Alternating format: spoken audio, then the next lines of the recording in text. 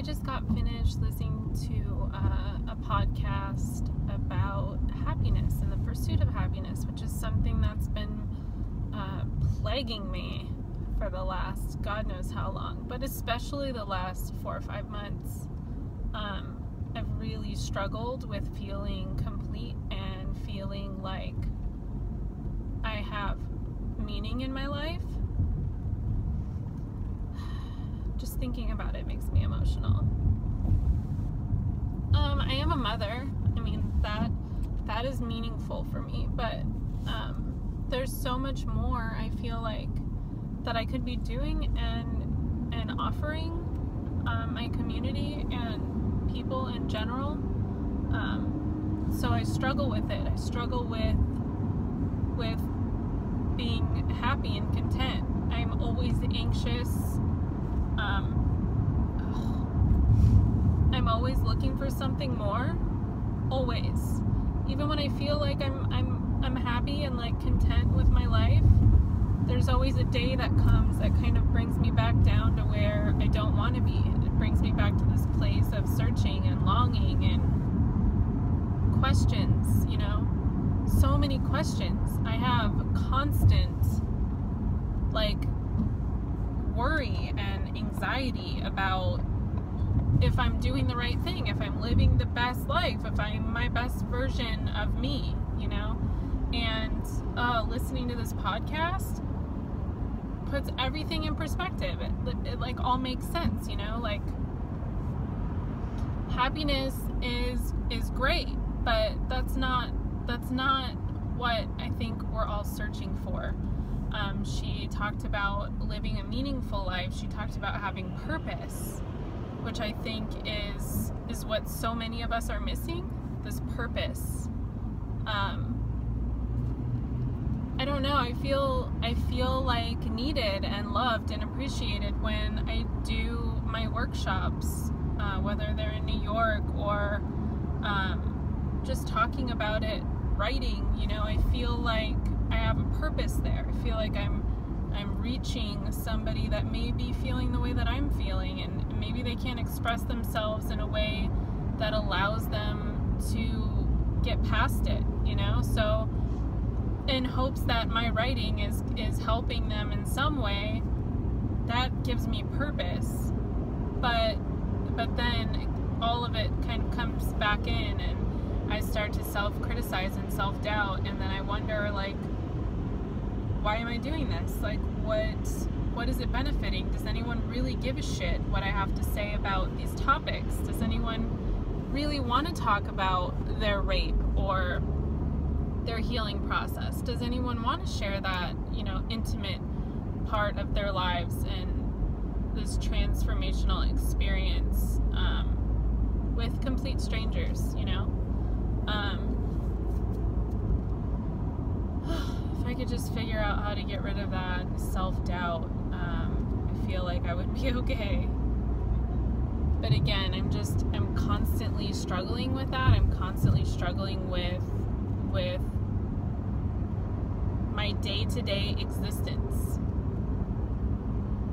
I'm not the best person. I'm not the best mom lately. I'm so stressed and like concerned with the future, and if I'm making the right choices, that I can't like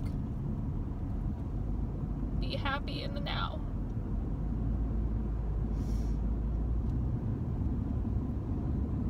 It's like a daily struggle to like keep going and like keep living and to just keep doing this, you know. It sucks. So every day I wake up and I'm like, I'm gonna be happy today, and I try really hard to be happy, but some days I'm not happy.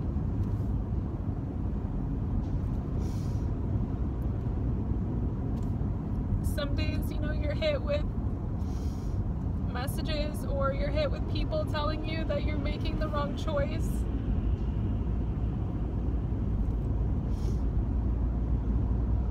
And you feel really lost. I think the one thing for me that really takes me to that level is the anxiety that's associated with, like, floating. Like I've said before, this, like, floating feeling, like, my feet aren't on the ground, there's no, like, for sure tomorrow, you know, like, it's, like, the loneliest place to be as a human being. And listening to this podcast and, her talking about another, like, pillar of happiness, being belonging, that's something that I struggle with, like, a lot. Like, really often.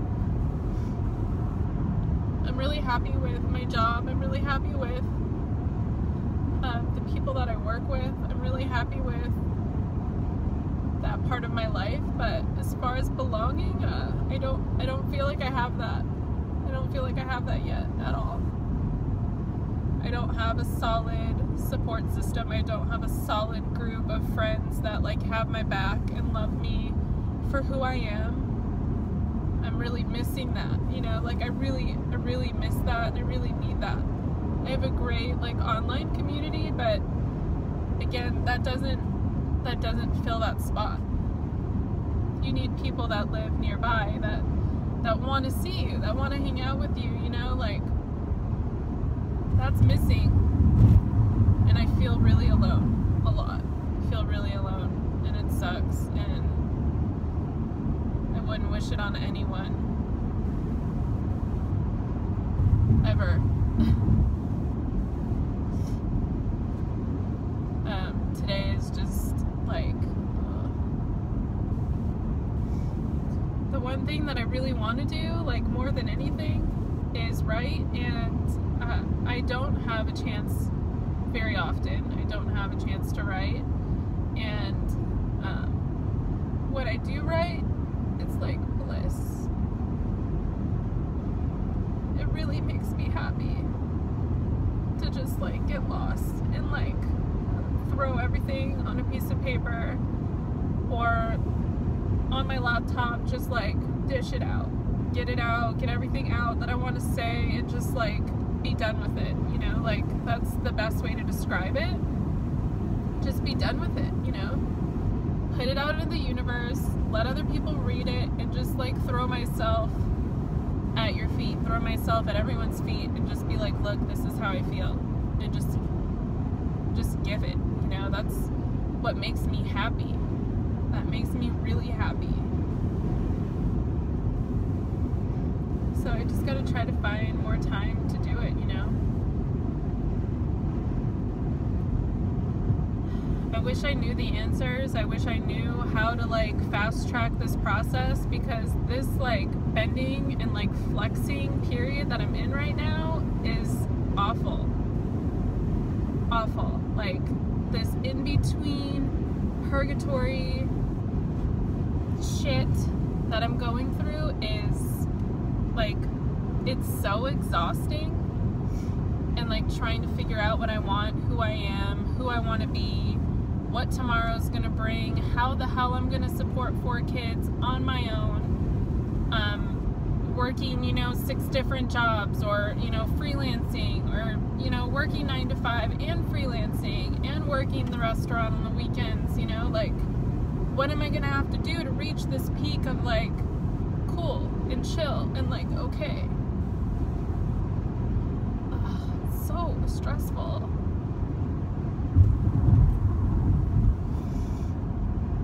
Another pillar she talked about was transcendence. Man, I'm gonna go into work and my makeup's gonna be jacked. Another pillar she talked about was transcendence, and this, like, I get it. Like, transcendence is what you need to kind of bring you back to earth, to make you feel like what you are. You're a human being. You're one person in this sea of billions, and that's it. Like, you are this little being, and the world is so big, and I feel like we feel so big all the time. Like, the world is supposed to revolve around us. Everything's supposed to be given. You know, we're impatient, we're egotistical, we are, you God, we have a bad day, we post a photo on Instagram to get some validation or likes, or if you don't, if everyone doesn't see your shit, you feel like it doesn't matter as much. What the hell is wrong with us? There's so much more. And I do it every day. Like, I pour my heart into something, into like this stupid little caption on Instagram, and it's so ridiculous that it affects me so much. Like, does anyone see it? Does anyone read it? All I want is for what I have to say to be read. Like, that's what a writer wants. You want to have what you have to say be heard. Like, that is the whole point of writing and sharing. And when it's not, it's like a knife in the gut, man.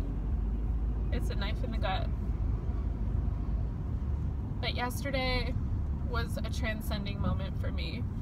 I didn't expect anything because I've been reading on the whale watching site that there haven't been many sightings of whales lately. It's just been mostly dolphins, which are great, but we all go whale watching to see a whale, hence the title.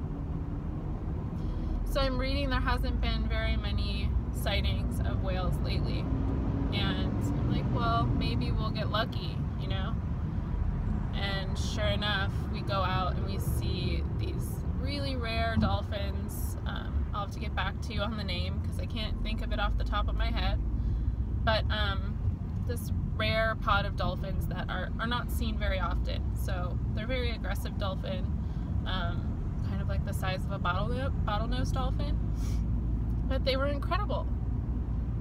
And then we head further out because there's reports of a humpback whale, and mind you, I just got a humpback whale tattoo, and I've been on this kick, and I love whales, and specifically the humpback whale. There are reasons for that. It's just kind of mythology and spiritual reasons, but I'm drawn to them.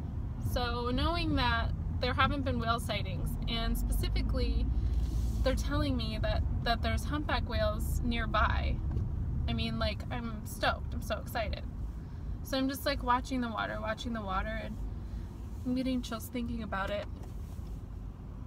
But we see this little pool of the water is just kind of still and flat, which kind of means that there's feeding going on, and there's krill, and there's birds on the surface of the water. There's dolphins, sea lions, everything is in this little area. And I'm watching, and this whale just pops up.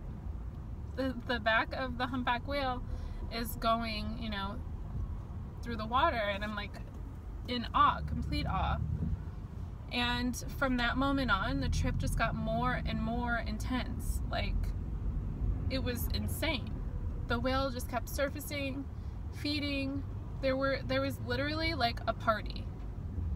This humpback whale was there. There were sea lions feeding, dolphins feeding, birds feeding. The dolphins then started a dolphin stampede, which I'd never seen, but it was the most incredible thing I've ever seen in my life. I'm definitely gonna have to include a clip. And from there, we just got to take it in. I got to take it in. I got to witness this crazy little moment in time. Nothing that I did in that moment would have any effect on the complete beauty of what was happening. So much bigger than me, and that was a transcending moment for me. The captain decided that we were going to move on, because then there was a report of a humpback whale mother and her calf. I mean, how much better could it get? So we turn the boat, and we look for her and find her, and she is swimming so beautifully in the ocean with her baby next to her, and it was just really, really perfect. But that was a moment for me, you know, like that took me somewhere else. Like, it just made me squeeze my kids a little bit tighter and feel like there is a purpose for everyone, you know. Everyone has something they can offer and they can give the world and the people that are around you. Like, it's there. Don't think that it's not there. Don't think that you're not worth it. Don't think that you're not necessary or needed in this world, you know, because you are. Everyone can contribute something really meaningful, even if it's just like complimenting a stranger or buying someone's food behind you, or just going to your animal shelter, your local animal shelter, and cuddling the dogs for a half an hour of your day. Like, there's so much that you can do. Volunteering with youth in your community is huge. My sons have been on this mentor list for like over 6 months. We still haven't got a call. There still isn't any male volunteers to mentor them and be like a positive role model in their life.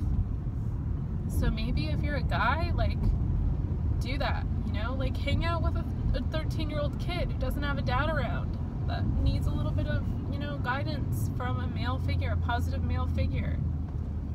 Like, it's literally an hour out of your week, an hour, and you could directly impact the life of someone else. I don't know, man. It's been an emotional morning.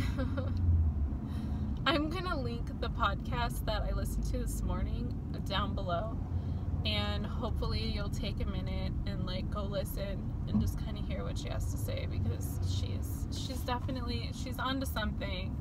And I'm just gonna try today to be positive and take it to the next level when it comes to being nice to people, and continue to work on myself and figuring out what it is I want in this life, what I want to contribute in this life, what kind of life I want to live.